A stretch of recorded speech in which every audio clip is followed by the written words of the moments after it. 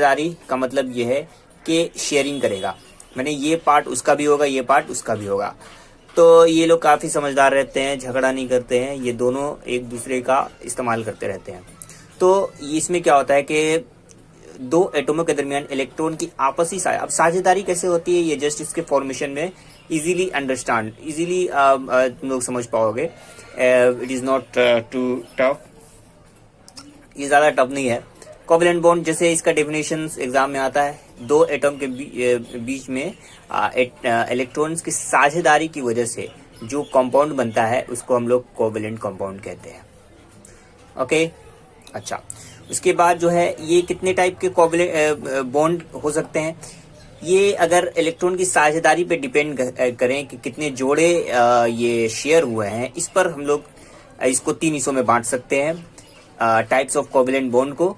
ये types of covalent bond को 3 हिस्सों में बांट सकते हैं, एक है सिंगल, दूसरा डबल और तीसरा triple. Single covalent bond, double covalent bond और जो है ट्रिपल कोवैलेंट बॉन्ड होगा। सिंगल कोवैलेंट बॉन्ड में क्या होगा, जैसे मान लो कि हाइड्रोजन और क्लोरीन दोनों के बीच में हम लोग जो है एक कंपाउंड बनाने जा रहे हैं। कंपाउंड में क्या होता है, ये दोनों एक ही नहीं है, हाइड्रोजन हाइड्रोजन और क्लोरीन क्लोरीन है, ये दोनों एक साथ नहीं है, ये अलग है, ये अलग है। तो हाइड्रोजन जैसे H2 हम लोग पढ़ते हैं, तो क्या ये आयोनिक कंपाउंड से बनता है? नहीं, बल्कि शेयरिंग होता है। कैसे? हम लोग को पता है कि अगर कोई एटम में एटम अगर स्टेबल होना चाहता है तो इसके लास्ट ऑर्बिट पे या तो 2 होना चाहिए या तो 8 होना चाहिए, ये हम लोगों ने पढ़ा था। इससे पहले या तो लेने के बाद डबल हो जा रहा था या फिर देने के बाद वो उसके लास्ट ऑर्बिट पे 8 इलेक्ट्रॉन्स आ रहे थे। यहाँ पर शेयरिंग के दौरान आएगा। कैसे? यहाँ पर देखो, एक इलेक्ट्रॉन्स है, यहाँ पर भी हाइड्रोजन में कितने, एक एटम, एक मॉलिक्यूल में 2 एटम। अब 2 एटम एक साथ हैं, अब ये शेयरिंग कर लेंगे, माने ये बोलेगा कि मेरे पास भी 2 है, ये बोलेगा कि मेरे पास भी 2 है। तो ये चूंकि सिंगल बॉन्ड से, क्योंकि एक एक इलेक्ट्रॉन से जुटा हुआ है ना, इस वजह से हम लोग इसको सिंगल कोवैलेंट बोलते हैं। क्लोरीन के साथ भी यही होता है। लेकिन डबल की एग्जांपल जो है C2H4, इसका एग्जांपल ले लेते हैं। ये कैसे जुड़ता है?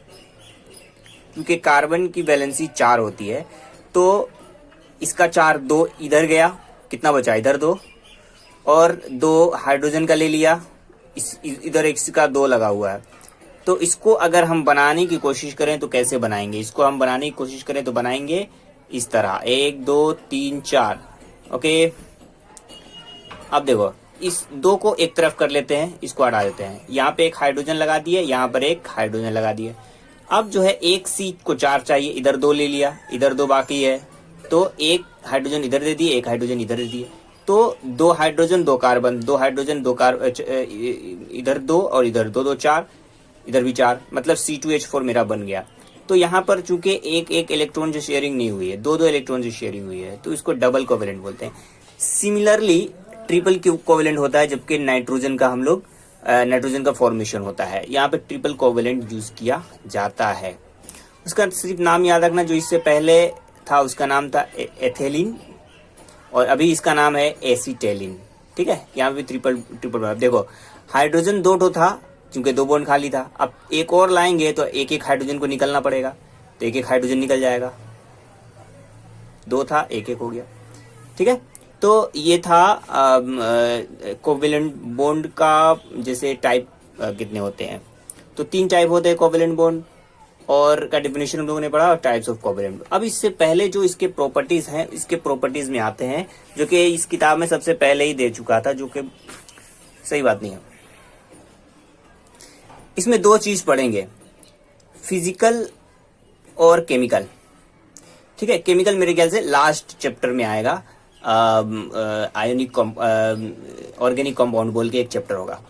इसमें क्या होता है कि जो फिजिकल प्रॉपर्टीज क्या होता है, जैसे कि मैंने कहा कि नेप्थेलिन है, शुगर है, ग्लूकोज है, ये सब के सब जो है कोवैलेंट बॉन्ड से ही जुड़े रहते हैं। मतलब इनका लास्ट ऑर्बिट का जो इलेक्ट्रॉन होता है वो शेयर करके या तो 2 हो जाता है या तो 8 हो जाता है, तो स्टेबल हो गया।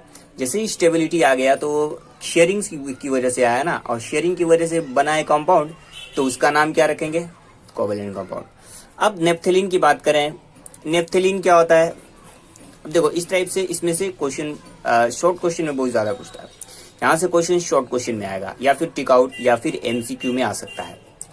नेप्थेलिन की बात करें तो नेप्थेलिन एक देखोगे चमकीला होगा और वेलेटाइल उड़ने वाला होगा, सफेद रंग का एक मादा होता है और इसका स्मेलिंग भी एक पार्टिकुलर स्मेलिंग होता है। पानी में डालोगे तो वो हल नहीं होगा, माने घुलेगा नहीं। ये नेप्थेलिन का प्रॉपर्टी है। नेप्थेलिन देखने में चमकीला रहेगा, हवा में वो डायरेक्टली जो है सॉलिड से गैस बन जाता है, बीच में लिक्विड नहीं बनता है। ये स्पेशल चीज है नेप्थेलिन। वैसे कपड़े वगैरह में यूज किया जाता है इसको। जो नेप्थेलिन है व्हाइट कलर का होता है और पानी में डालते हैं तो घुलता नहीं है। चीनी की बात करें, चीनी के बारे में हम लोग रोजाना चाय पीते हैं तो ये आम नमक की तरह सफेद होता है। वेरी सिंपल, तुम लोग खुद से लिख दोगे चीनी वाला। लेकिन सिर्फ याद रखना फर्क, आयोनिक कंपाउंड कौन सा है और कोवेलेंट कंपाउंड कौन सा है, सिर्फ फर्क याद रखना। ये इस टाइप का क्वेश्चन भी आता है कि आयोनिक कंपाउंड और कोवेलेंट कंपाउंड एक साथ मिला जुला रहेगा, बोलेगा अलग अलग करो तो अलग अलग करना पड़ेगा। ये जितनी कोवेलेंट कंपाउंड है वो डेली लाइफ से जुड़े हुए हैं, लेकिन मैं ये नहीं कहता कि तमाम के तमाम कोवेलेंट कंपाउंड जो डेली लाइफ से जुड़े हुए हैं, लेकिन मैक्सिमम जुड़े हुए हैं। तो इससे नाम याद रखने में आसानी होगी।